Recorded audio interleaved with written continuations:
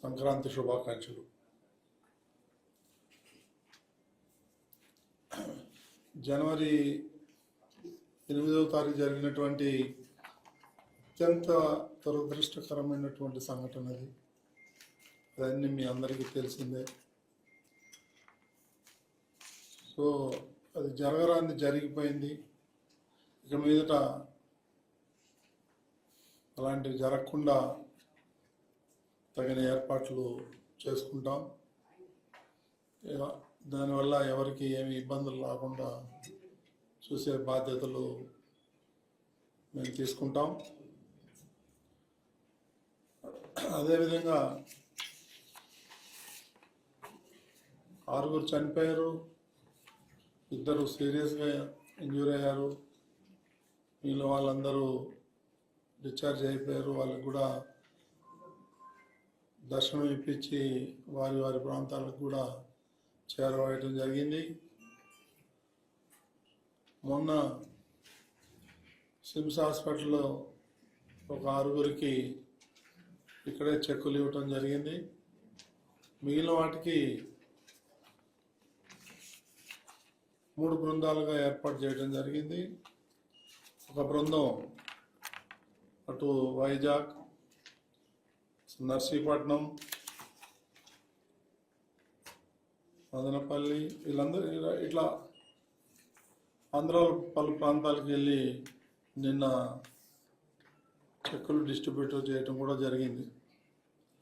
Board మెంబర్లు Jyothula Nehru, Ganga Krishnamurthy, అనువాక Lakshmi, MS రాజు, మనిందర్ రెడ్డి, జానకిదేవి, వీళ్ళందరూ వెళ్ళారు.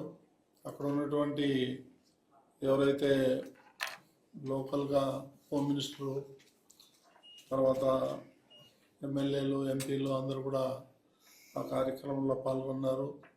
వాళ్ళందరూ కూడా సుమారు 31 మందికి నిన్న మొన్న చెక్కులు ఇవ్వటం జరిగింది.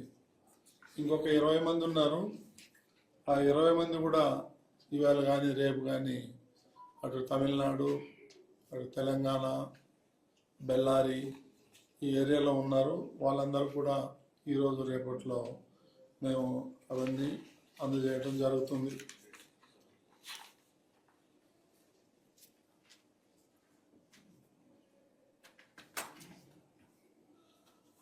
ఇక ఈ దురదృష్ట సంఘటన గురించి ముఖ్యమంత్రి గారు చాలా దిగ్భ్రాంతి వ్యక్తం చేశారు. నాతో పర్సనల్గా 2-3 సార్లు మాట్లాడటం కూడా జరిగింది. సిచ్యువేషన్ ఎలా ఉందని కనుక్కోవడం కూడా జరిగింది. ఇకపోతే ముఖ్యంగా కొన్ని మీడియా, ముఖ్యంగా సోషల్ మీడియాలో కొన్ని అసత్యమైనటువంటి వార్తలు వస్తున్నాయి. అవన్నీ మీరు నమ్మొద్దండి. ఏదన్నా ఉంటే డైరెక్ట్గా మా ముగ్గురులో ఎవరినైనా అడిగి మీరు క్లారిఫై చేసుకొని చెప్తే బాగుంటుందని. నేను నిన్న ఈవేళ చూస్తున్నాను, నా పేరు మీద కొన్ని స్టేట్మెంట్లు వస్తున్నాయి. అసలు నాకు తెలియదు. నేను సోషల్ మీడియాలో చూస్తే కానీ, ఎవరో పంపిస్తే కానీ తెలుస్తాను. ఇలాంటివన్నీ చాలా దురదృష్టకరం. మీరు ఎక్కడ ఎన్ని ఏం వార్తలు రాయండి, మాకు సంబంధం లేదు. కానీ ఇది తిరుమల విషయంలో వచ్చేటప్పటికీ ఇది హిందువుల మనోభావాలకి సంబంధించిన విషయం ఇది. కాబట్టి మీరు ఇవన్నీ రాసేటప్పుడు 1-2 సార్లు ఆలోచించి ఎంక్వైరీ చేసి కన్ఫర్మ్ చేసుకొని రాయమని చెప్పి విజ్ఞప్తి చేస్తున్నా.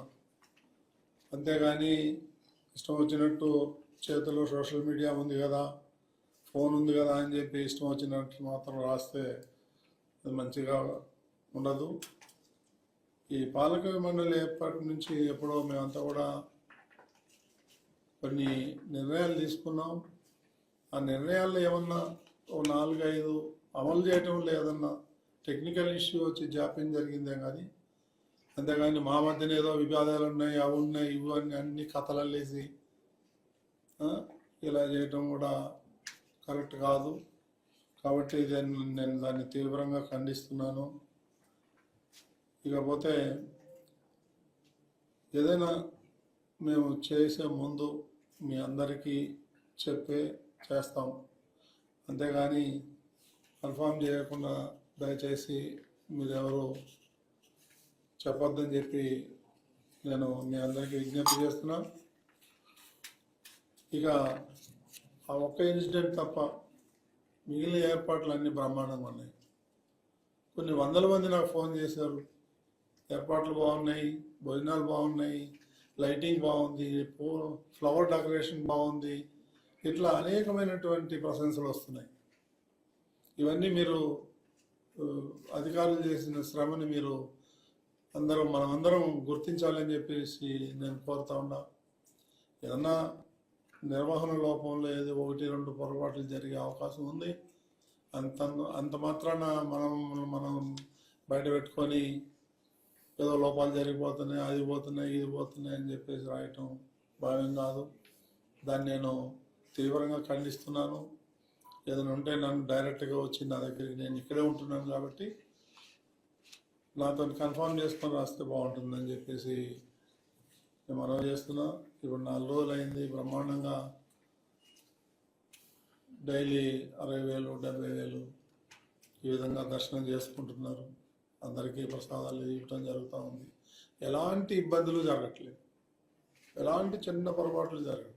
ఆ ఒక్క ఇన్సిడెంట్ దయచేసి ఇక అవన్నీ ఈ రోజుతో వదిలేసి మీరు దేవుడి గురించి ఇప్పుడు జరిగే కార్యక్రమాల నుంచి మీరు ప్రచారం చేస్తే బాగుంటుందని చెప్పేసి నా విజ్ఞప్తి. ముందుగా అందరికీ సంక్రాంతి శుభాకాంక్షలు తెలియజేస్తున్నాను. గత కొన్ని రోజులుగా సోషల్ మీడియాలో టీటీడీ గురించి చాలా తప్పుడు ప్రచారం జరుగుతుంది. ఇప్పటిదాకా మిగిలిన పనుల్లో మేము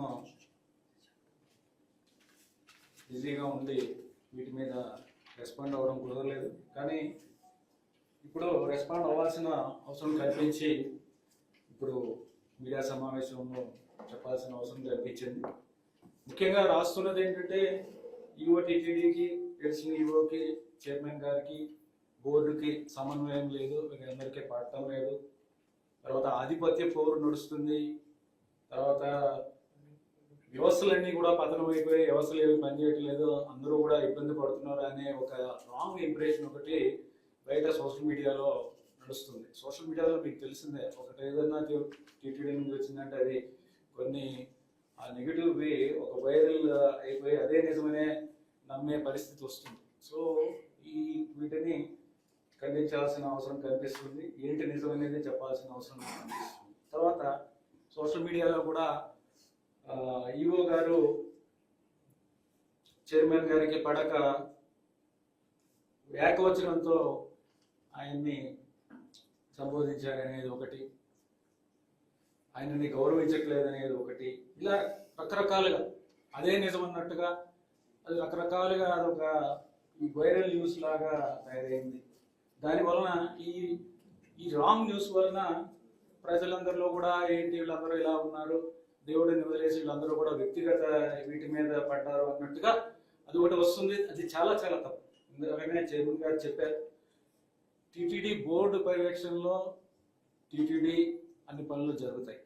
టీటీడీ బోర్డుకి చైర్మన్ గారు ముఖ్యం.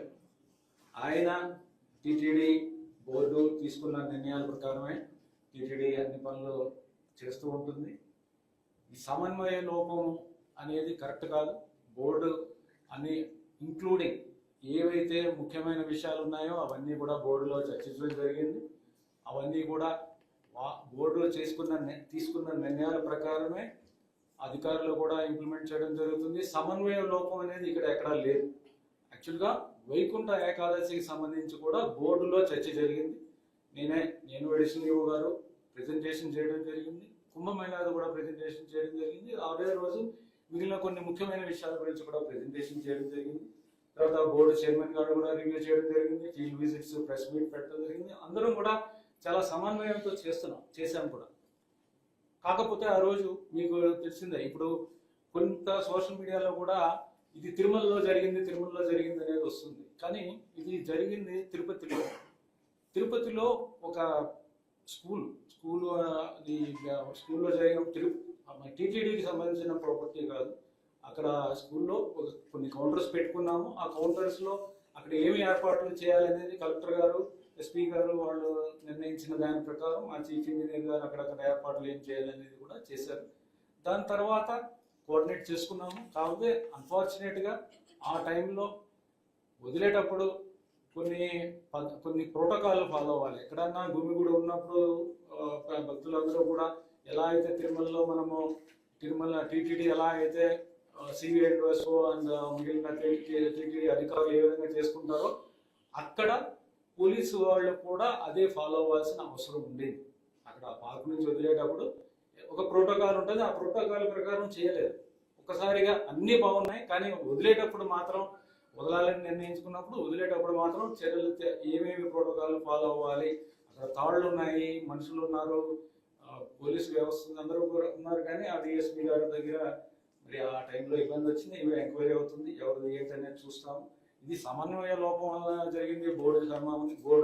బోర్డు ఈవో లేకపోతే ఎడిషన్ ఈవో చైర్మన్ గారు ఈవో అని ఆ విధంగా ఎన్ని రకాలుగా కావాల్సిన అన్ని రకాల అనాలిసిస్లు తప్పుడు ప్రచారం జరుగుతుంది. ఇది కరెక్ట్ కాదు. అన్నీ కూడా సక్రమంగా జరుగుతున్నాయి. తర్వాత ముఖ్యమంత్రి గారి దగ్గర కొన్ని విషయాల గురించి చర్చించాం. దాన్ని సోషల్ మీడియాలో ఎగ్జాగరేట్ చేసి ఏదో నువ్వు అని తిట్టుకున్నారని, అది కరెక్ట్ కానే కాదు. నేను ఎప్పుడు కూడా బోర్డు చైర్మన్ గారిని మీరు అనడం తప్ప నేను ఎప్పుడు కూడా నువ్వు అనడం ఎప్పుడు కూడా జరగదు. ఇప్పుడే కాదు, ఎప్పుడు జరగదు. ఆయన కూడా నన్ను కూడా గౌరవించే మాట్లాడతారు, నేను కూడా ఆయన గౌరవించే మాట్లాడతాను. ఆయన కూడా ఏ నిర్ణయం తీసుకున్నా సరే అది భక్తుల ప్రయోజనాలు లేకపోతే టీటీడీ ప్రయోజనాల గురించి తీసుకుని చెప్తారు. అవి చర్చిస్తాం. అవి చర్చించినప్పుడు అవి బయటికి లీక్ అయ్యి లేకపోతే లీక్ చేసి దాన్ని ఎగ్జాగరేట్ చేసి ఏదో అయిపోయింది, ఏదో తిట్టేసుకున్నారు, అందుకని మీరు ఎదురు అసలు మాట్లాడుకోవట్లేదు, అలాగే అన్ని తప్పుడు ప్రచారం చేయడం కరెక్ట్ కాదు. దీనివల్ల భక్తుల మనోభావాలు కూడా దెబ్బతింటాయి. అదొక నెగిటివ్ ఇది వస్తుంది. దీన్ని ఖండించాలనే ఇది ఖండిస్తున్నాము. మేమందరం కూడా ఏసీఓ గారు కానీ, బోర్డు కానీ, ఈఓ కానీ, చైర్మన్ గారు కానీ అందరం కూడా ఏకతాటి మీద పని చేస్తున్నాము. అందరూ కూడా డిస్కస్ చేసుకుంటున్నాము. ఎక్కడా కూడా సమన్వయ లోపం అనేది డజంట్ అరైజ్, ఎక్కడా కూడా లేదు. అది దాంట్లో మీరు ఏదైనా రాంగ్ ప్రచారం ఏమైనా జరుగుతుంటే దాన్ని కూడా మీరు గ్రహించాలి. ఏమన్నా మీకు డౌట్స్ ఉంటే మీరు మమ్మల్ని అడగండి, మేము దాని మీద క్లారిఫికేషన్ ఇస్తాం.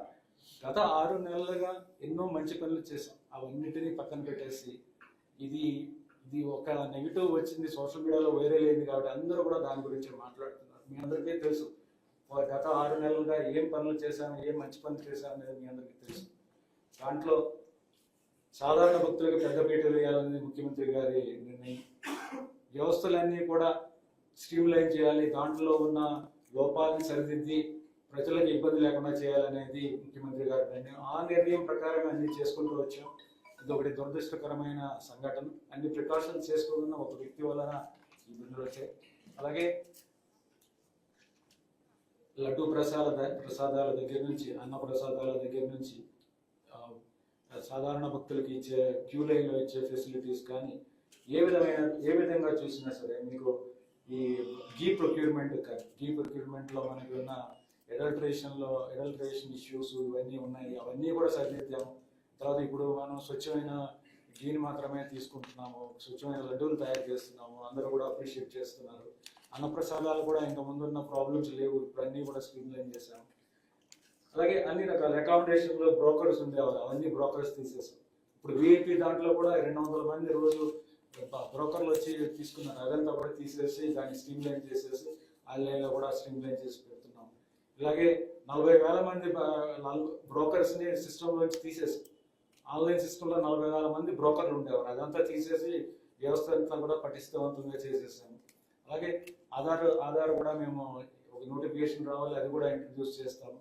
అలాగే విజిలెన్స్ వ్యవస్థ కూడా బాగా పనిచేస్తుంది. వారు కూడా రోజు ఆల్మోస్ట్ డైలీ బేసిస్, ఇంతకుముందు లేనట్టు కొంతమంది బ్రోకర్లు ఈ కొన్ని లూప్ హోల్స్ ఏమన్నా పట్టుకొని చేద్దామనే దాంతో బయట అంటే సిస్టంలో లూప్ హోల్స్ లేవు, కానీ ప్రజల్ని మోసగించి చేసే పనులు చేస్తున్నారు. అంటే మేము ఇప్పిస్తామని దగ్గర డబ్బులు తీసుకోవడం అలాంటి వాళ్ళు పట్టుకోవడం కష్టం. అయినా సరే విజిలెన్స్ వాళ్ళు పట్టుకొని వాళ్ళందరినీ కూడా ఎఫ్ఐఆర్ లాట్ చేయడం ఇవన్నీ చేస్తున్నారు. వ్యవస్థలు ఇంకా స్ట్రీమ్లైన్ చేయాల్సి ఉన్నాయి. అన్నీ అయిపోయాయని చెప్పట్లేదు, అన్నీ కూడా వన్ బై వన్ చేసుకుంటున్నాం. చాలా వరకు ఆపరేషనల్ ఇష్యూస్ అంటే భక్తులకు సంబంధించిన, దర్శనానికి సంబంధించిన వచ్చినప్పుడు వాళ్ళు ఇబ్బందులు ఎదుర్కోకుండా వాటికి సంబంధించిన వరకు స్ట్రీమ్లైన్ చేశాము. తర్వాత భవిష్యత్తులో కూడా చేయాల్సినవి చాలా కార్యక్రమాలు ఉన్నాయి. ఒక మాస్టర్ ప్లాన్ తయారు చేసి విజన్ డాక్యుమెంట్ తయారు చేస్తున్నాము. అలాగే ఎన్నో మంచి మంచి కార్యక్రమాలు చేయాల్సినవి ఉన్నాయి. ఇక్కడ తిరుపతిలో ఉన్న, తిరుమల టీటీడీలో ఉన్న దేవాలయాలన్నీ కూడా డెవలప్ చేయాల్సిన ఆవశ్యకత ఉంది. దానికి సంబంధించిన ప్లాన్స్ కూడా, డెవలప్మెంట్ ప్లాన్స్ కూడా తయారు చేస్తున్నాం. పద్మావతి అమ్మవారి దేవాలయానికి కూడా అక్కడ కూడా ఇంప్రూవ్మెంట్ చేయాల్సినవి ఉన్నాయి. ఇవన్నీ కూడా చేస్తున్నాము.